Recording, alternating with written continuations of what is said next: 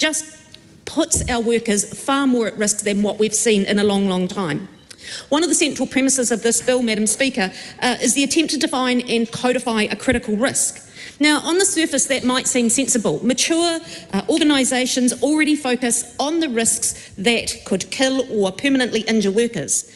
But this bill doesn't simply encourage the focus. It tries to legislate it in a way that will burden employers, confuse our duty holders, and this is the ironic part, it has the very real potential of making workplaces less safe.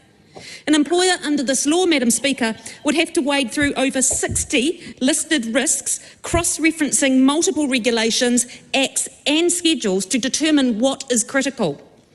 They would have to assess whether each risk is likely to cause death or injury, though the bill never actually explains what likely means.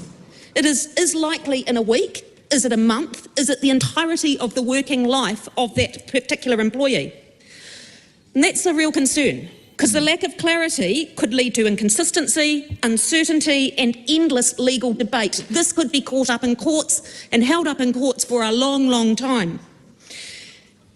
It also, Madam Speaker, makes matters worse because two of the most common and costly causes of workplace harm, musculoskeletal injuries and psychological harm, are excluded altogether. And yet this makes up more than half of ACC's workplace injury costs. So deliberately omitting them, the bill turns its back on real-world harm that New Zealand workers are experiencing every single day. It does not take that into account at all. Worse still, the bill extends exemptions to duties relating to supply and manufacture of goods. That's the small businesses that we're talking about here, the fewer than 20 workers that the Minister talked about. But this is really a big part of this. It extends that exemption to duties relating to supply and manufacture of goods and substances used in workplaces.